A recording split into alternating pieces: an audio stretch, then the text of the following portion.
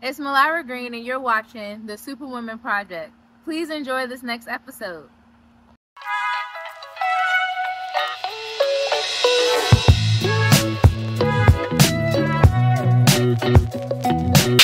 Okay, I think they heard that one. So, who are you?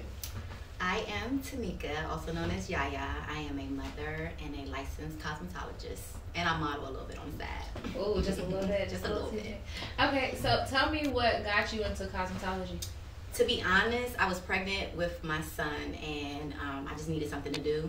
So I just started hair school 6 months pregnant, and I gained an appreciation for the industry, and I just stuck with it. Man, so what makes you different from other people that's in the same industry as you?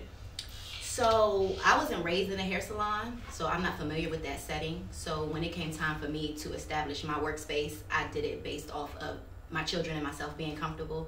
So even with like my clientele, I have to do by appointment only because I am a single mother. So my day needs to look a certain way so that I'm not overwhelmed and that my children aren't lacking anything. So a single mom that hears that and they're like, man, I wish I could find that type of balance. Like, how did she reach that point? How did you get to here where you could take control of your schedule? It was not by choice. It was by force. Okay.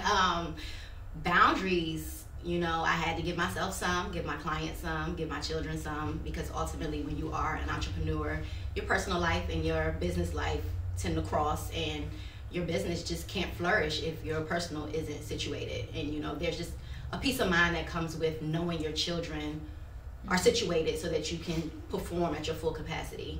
So definitely boundaries, big time. So it sounds like motherhood is extremely important to you. It is. So what is it that you want your children to know?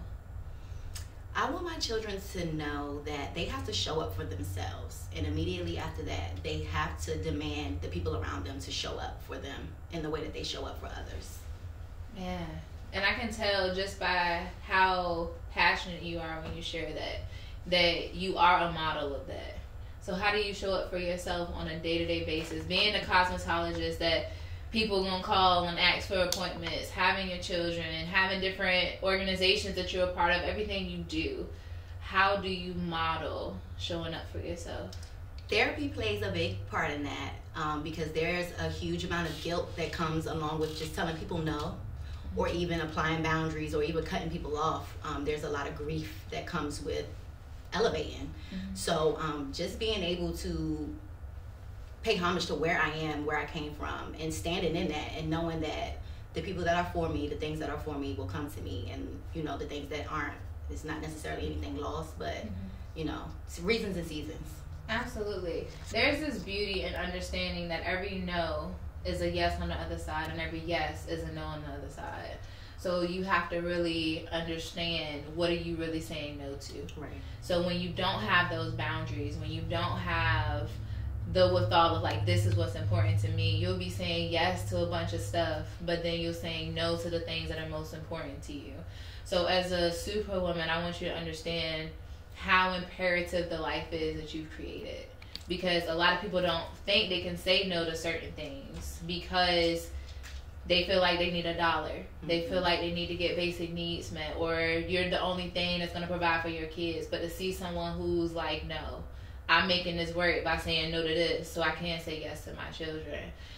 So what would you say to a single mother that don't feel like that they're enough to create those boundaries? They're enough to have those hard no's in their life? I would tell them to hold the people around them accountable. This is not a one-person job. Like, I had to come to terms with the fact that although I can do it by myself, it doesn't look well. At the end of the day, it doesn't play out like that.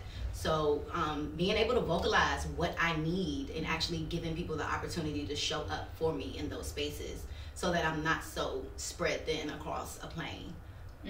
So what I'm hearing is not being afraid to ask for help. That part. It's not a badge of honor to go around and say, oh, I'm a single mom and I do this on my own. Not at all. I feel like society has normalized that. And it should not be normalized.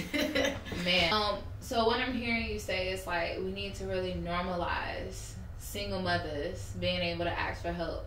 Because I think over the time, we've been able to build this resiliency of, I could do it myself. me, myself, and I, or making it happen because you don't have any options.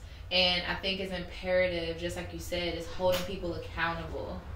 The thing that I'm learning from your life is being able to normalize real reality, not the myths that people have just because of a role that they play or any of that. So you are certainly a superwoman because you've been able to make your own lane, and you've been able to do it in your own way. Where, you know how like most people say you got to study other people, and you have created your own lane, and for that there's going to be so many other people that's going to be able to do the same, because they're going to see your story and they're going to see your life and they're going to appreciate that. So I just want you to know that you are enough. Keep making that lane because your kids see it, and I promise you when they look back they're going to be grateful for the sacrifices that you've made, both seen and unseen.